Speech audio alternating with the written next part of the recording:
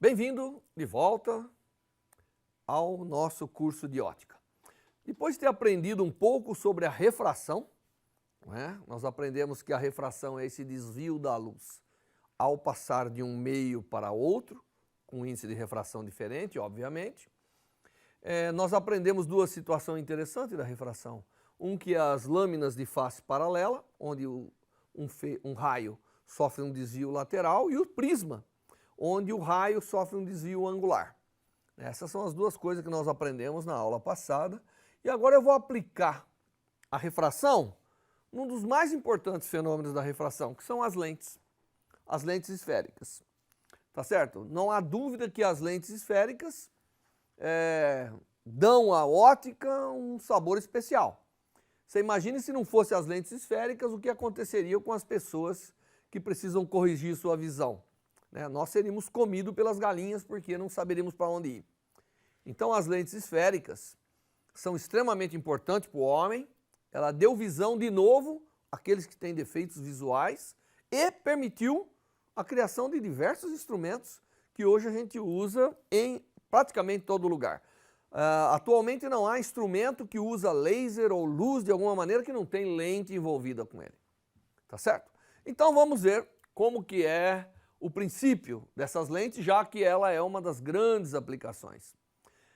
Para você entender o que é uma lente, eu vou imaginar uma coleção de prismas.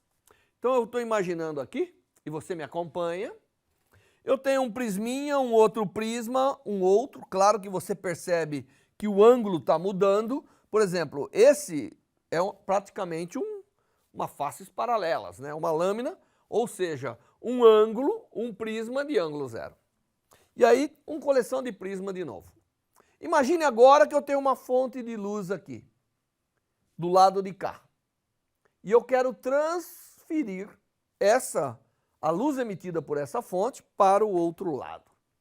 Obviamente que se for uma fonte, vamos começar imaginando uma fonte pontual, raios que emergem dessa fonte pontual, de alguma maneira tem que convergir de novo para o outro lado, para eu dizer que eu transferi a imagem daquele objeto, da fonte de luz, para o outro lado. Porque essa é a grande função das lentes. É transmitir imagem, transferir os raios de luz de um objeto para outro lugar, formando uma imagem com ampliação ou não. Isso não importa. Mas é essa capacidade. Então, vamos imaginar uma coleção de prismas. E agora eu vou determinar um eixo principal aqui e vou pegar um ponto daqui onde sai um raio de luz. Esse primeiro raio de luz vai lá naquele prisminha lá de cima e pum, jogo ele para lá. Aí eu venho e pergunto o seguinte, agora eu quero soltar um segundo raio. E quero que esse prisma seja feito de tal maneira que esse segundo raio também vá para o mesmo ponto. É possível fazer isso? Claro, basta eu dar a esse segundo prisma um desvio angular adequado, de tal maneira que esse raio também vai para o mesmo lugar. E assim por diante, com todos eles. Obviamente, bem aqui no centro, nada acontece. Passa reto e vai lá. Você vê que se eu botar um monte de superfícies que tem um ângulo entre elas, eu vou produzindo desvios angulares distintos e que, se eles forem devidamente calculados, eu consigo transferir toda a luz que vem desse ponto para aquele ponto. Isso é transferir um objeto para um outro lugar. Então a imagem do objeto foi transferida. E essa é a grande função da lente. Então, se eu imaginar um conjunto de superfícies anguladas como se fosse prisma, eu consigo fazer isso. E se eu quiser fazer isso de uma forma contínua, eu vou lá e calculo. Eu sei calcular, eu aprendi refração nesse curso. Então eu vou lá e preencho tudo, faço um monte de prismazinhos, de tal maneira que eu crio um contínuo de prismas, quase, imaginando a projeção. Claro que se eu quiser fazer tridimensional, seria um pouquinho mais complicado, mas a ideia é a mesma. E eu percebo que se eu fizer uma superfície esférica, é como se eu tivesse uma coleção de prismas devidamente calculados para que uma fonte de um lado vá diretamente para o outro lado. Então, quando eu crio uma superfície esférica dessa maneira, quer dizer, que tem um raio de curvatura, todos os raios que emergem de um ponto convergem para o outro. E esse é o princípio fundamental das lentes esféricas. São desvios angulares devidamente calculados, de tal maneira que eu consigo transferir totalmente os raios de um ponto para o outro. Tá certo? Entenderam? Então esse é o princípio das lentes, e eu consigo isso fazendo essas superfícies, que são curvas, que são partes de esferas, preenchida por um índice de refração. Muito bem, então as lentes esféricas, elas são duas superfícies esféricas, né, que contêm em seu interior um material com índice de refração, tem que ser transparente, senão não transfere a luz, obviamente, né, de tal maneira que os raios são transmitidos de um ponto, que nós chamamos objeto, para um outro ponto, que nós chamamos imagem. E se eu tiver essa superfície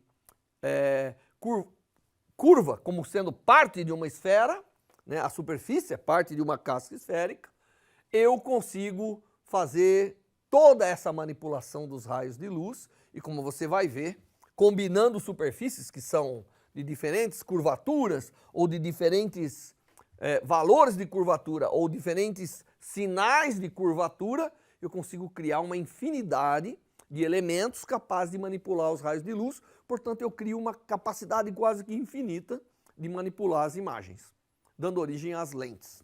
Tudo pela refração, como você consegue perceber. Quais são as superfícies que eu consigo fazer? Eu consigo fazer duas superfícies convexas, portanto eu chamo de biconvexa. Eu consigo fazer duas superfícies côncavas, portanto eu chamo de superfície de lente bicôncava.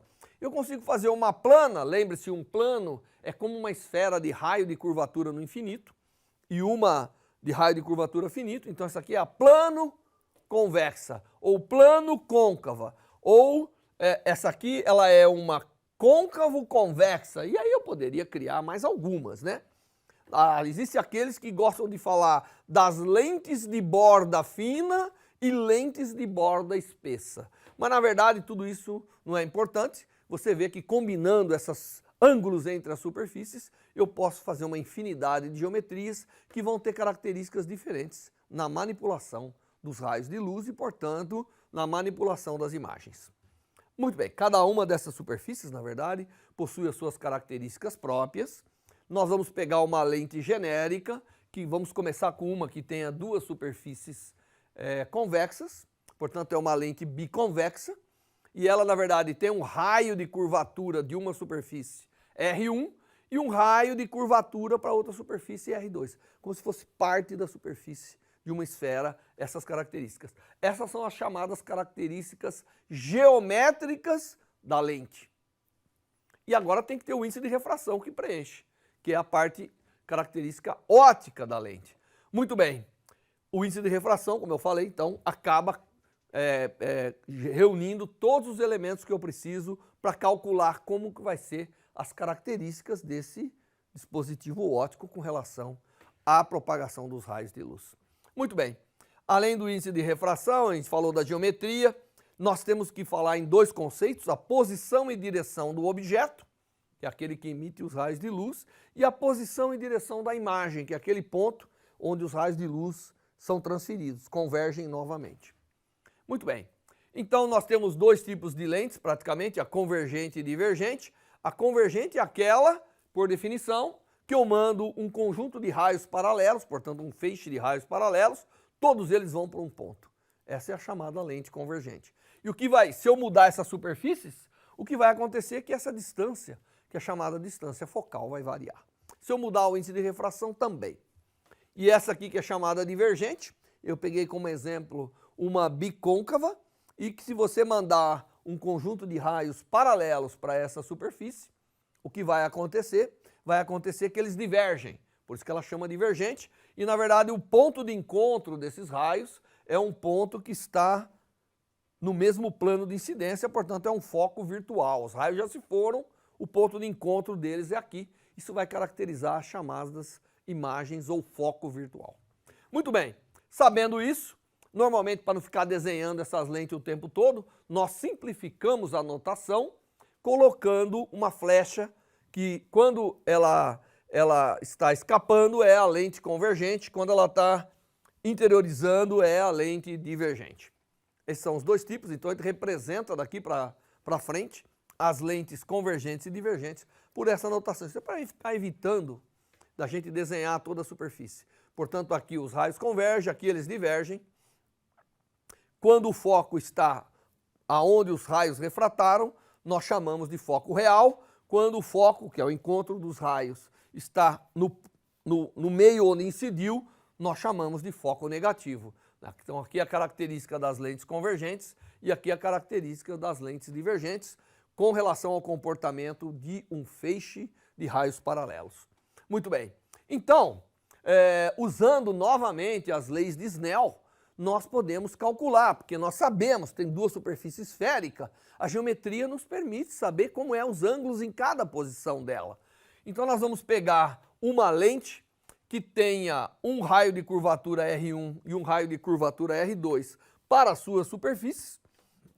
Ela está preenchida, essa geometria está preenchida por um índice de refração N, e nós podemos ir lá e calcular, exige um pouquinho de álgebra para mostrar que quando eu jogar nessa lente um feixe de raios paralelos, ele vai convergir para uma distância, que é chamada distância focal, dado por essa equação, que carinhosamente é chamada de equação do fabricante de lentes.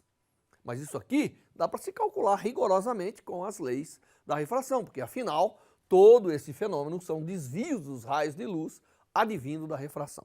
Nós não vamos deduzir, porque precisaria uma álgebra um pouco mais elaborada, mas eu vou dar para vocês localizações na internet, onde tem, obviamente, todo o cálculo feito para a atividade que nós vamos realizar. Você tem também outras duas características que são importantes, é a posição da onde emergem os raios, é chamada posição objeto, normalmente chamada de P, estou usando a mesma notação que tem aí por todos os livros, e aonde os raios se encontram, depois de serem refratados, nós chamamos de posição imagem e chamamos pelinha. Então essa distância é distância objeto, essa distância é distância imagem. E, novamente, com essa equação, se você botar o ponto objeto com os raios saindo, sabendo a distância focal e tudo isso, você pode chegar à chamada relação que mostra a composição da onde está o objeto e da onde vai estar a imagem com relação às características fundamentais ópticas da lente, que é a sua distância focal. Então, essas duas equações, essa permite você, dada a geometria, caracterizar a lente do ponto de vista óptico. E essa aqui, conhecida a lente do ponto de vista óptico, dá para você relacionar posição objeto e posição imagem. Além disso, tem a ampliação, se a imagem vai ser maior ou menor, já virá em alguns minutos. Vamos então fazer um exemplo. Imagine que eu tenho uma lente biconvexa, que é aquela que eu mostrei para vocês, com dois raios de curvaturas iguais, um índice de refração que vale 1,5, e eu pergunto, qual é o foco dessa lente? Algebricamente, depois eu vou mostrar para vocês como se faz tudo isso geometricamente, mas algebricamente você usa essa equação. Você sabe os parâmetros geométricos e característica óptica do material. Aliás, essa é uma coisa que você tem que lembrar sempre. Para calcular a característica óptica principal de uma lente, que é o foco, você tem que saber índice de refração e a geometria da superfície.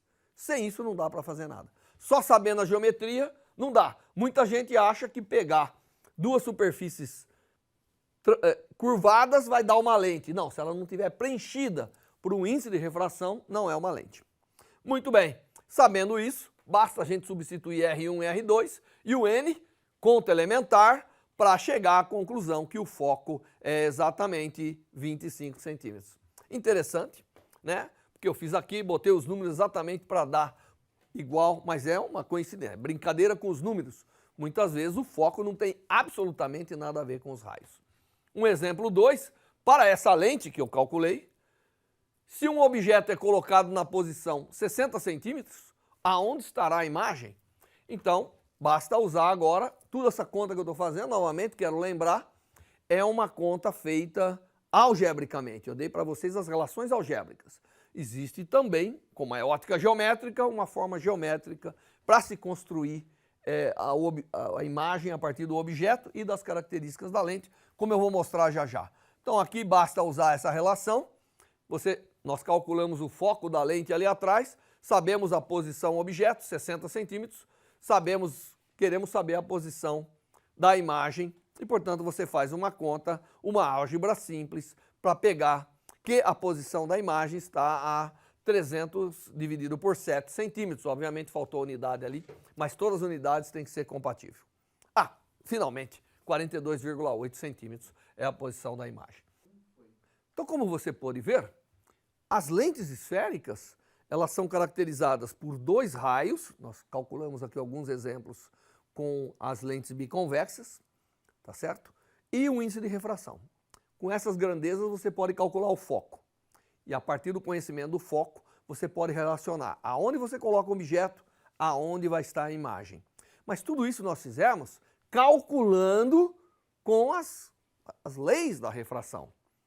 Mas tudo isso pode ser feito geometricamente. Tem mais um detalhe que eu quero te lembrar, que é o seguinte. Nós fizemos uma conta, como estava aqui, os raios eles sempre entraram positivos. Então, eu queria só lembrá-los que, normalmente, quando você tem superfícies convexas, o raio é positivo, e superfícies côncavas, os raios são negativos. Essa é a forma de entrar a curvatura, o sinal da curvatura nas relações algébricas que eu dei. Tá certo? E o foco, quando ele dá positivo, é porque ele está lá do lado onde os feixes foram refratados, né? O que permite você botar um papel e ver a imagem. Quando ele dá negativo, ele está lá na parte onde é a incidência dos raios. Normalmente é uma imagem virtual que você não consegue ter acesso. Com esses conceitos agora, nós vamos aplicar alguns exemplos, tá certo? E também explicar para você como que, ao invés de usar relações algébricas, eu posso agora usar a geometria apenas para definir aonde vai estar a imagem com relação ao objeto, baseado numa grandeza geométrica que a lente é capaz de me dar, que é o foco. Até a próxima aula.